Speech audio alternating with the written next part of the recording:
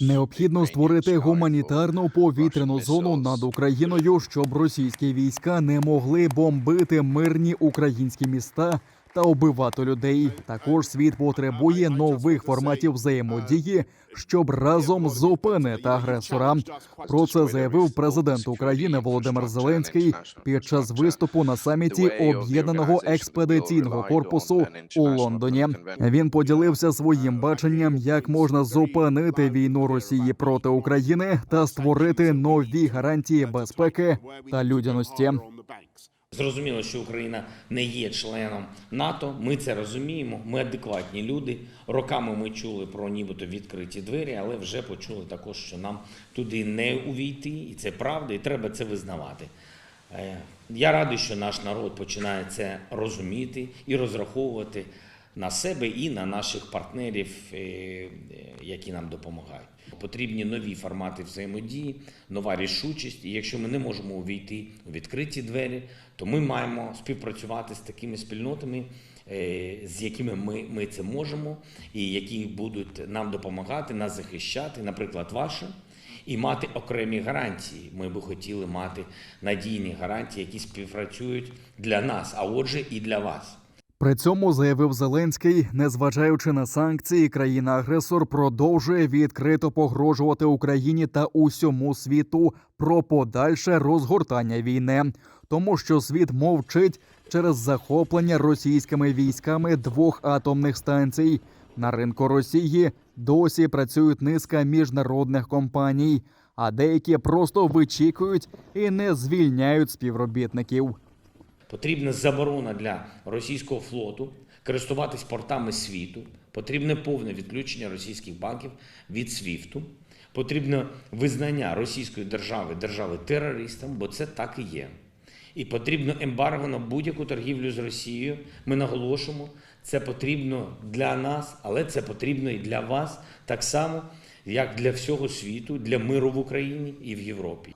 Російську військову машину іще можна зупинити, аби вона не дійшла до Європи, заявив Володимир Зеленський.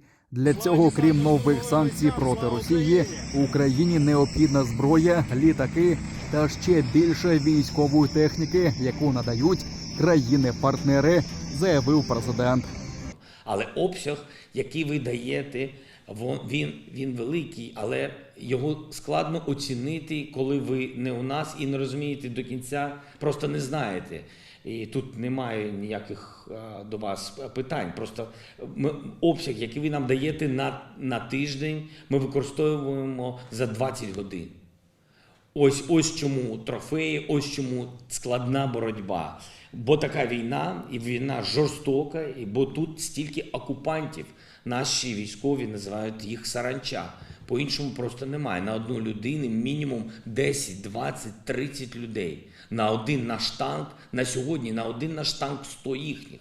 І це реальна статистика. На один. Тому бореться великий народ. Основні сили ворог кинув на зону ООС Маріуполь та Миколаїв. Поблизу Києва, Чернігова, Сум та Харкова окупанти ведуть тактичні бої місцевого значення, які не впливають на рівень загроз, повідомив радник голови Офісу президента Олексій Арестович. Він зауважив, що окупанти уже 3-ю добу обмежено застосовують авіацію по Києву, Харкову, Сумам та Миколаєву. Взагалі ворог зібрав навколо нас 500 своїх бойових літаків, але російська авіація не здатна проводити складні повітряні операції.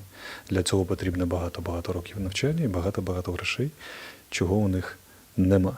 Повітряні удари були одинокими літаками, по 2 літаки, максимум по 4-6 літаків. Так от 83 літаки наші Збройні сили вже збили. Це означає, що вони і так застосовували 120-150 літаків з 500, половини їх вже нема. А ще не буде більше. Єдиний район, де зараз зосереджує свої авіаційні удари росіяни, це зона ООС і, на жаль, Маріуполь. Але ми застосовуємо заходи, які мають полегшити ситуацію і там, зокрема, з точки зору повітряного впливу.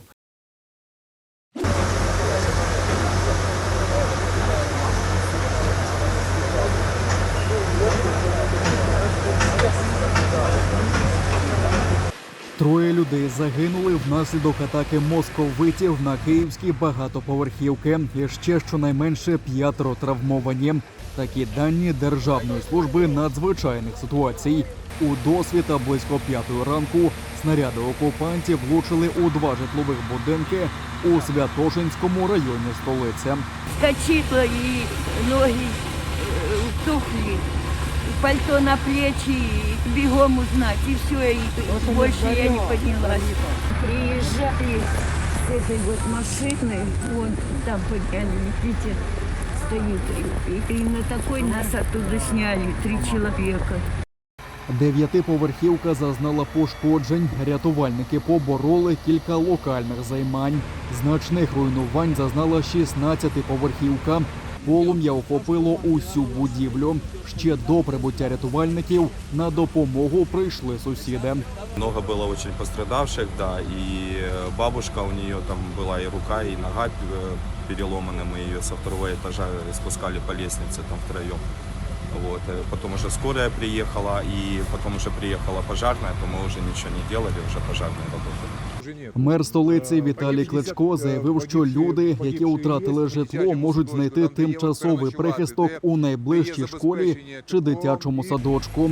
Постраждалих забезпечують їжею та теплом.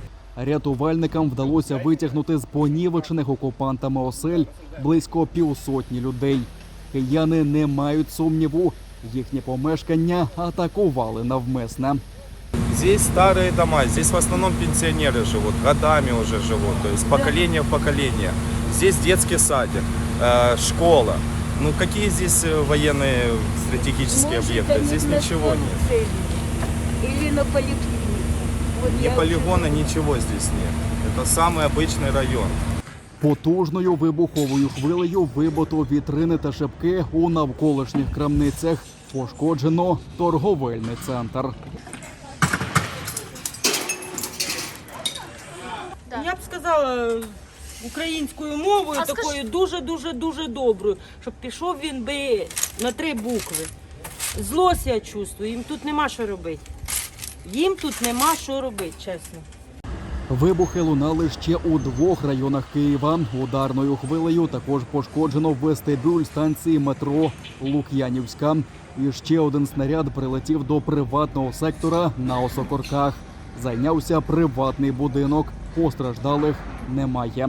Понятное дело, что вот Путин просто поскорее бы, наверное, сдох там, да и все, и весь мир бы просто с облегчением бы начал жить. З 8 вечора вівторка до 7 ранку четверга у столиці оголошено комендантську годину. Міський голова наголосив, що у середу цілу добу буде заборонене пересування містом без спецперепусток. Виходити можна тільки щоб дійти до укриття. Утро недоброе. Всю ночь были какие-то обстрелы. По концовке вообще начались скидывания бомб, авиаудары. Ворог сьогодні знову бомбардував Харків. Одна із бомб влучила у місцеву школу. Была школа дореволюционная, это была гимназия, которая просто больше не существует. Ей капец. Все перекрытия обломаны, восстановлению это уже не подлежит. За даними поліції Харківщини, уночі ворог влучив у 3 багатоповерхівки, 2 приватних будинки, двори, ринки, парки, лікарню та дитячий садочок. Під час обстрілів у Чугуєві загинув 16-річний хлопець. Точна кількість жертв іще уточнюється. Літаки російських загарбників бомбардували місто навіть під час порятунку людей із зруйнованого будинку.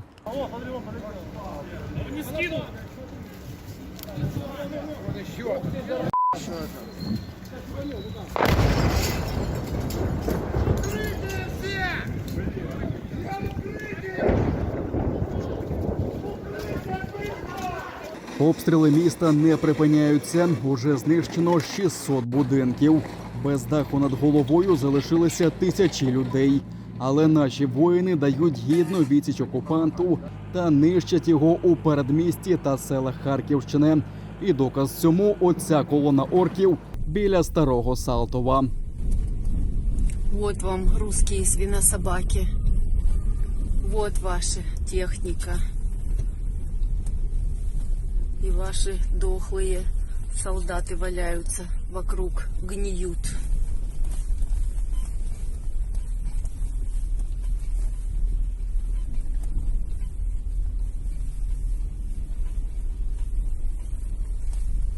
Вот так вот, как соваться к нам на Украину.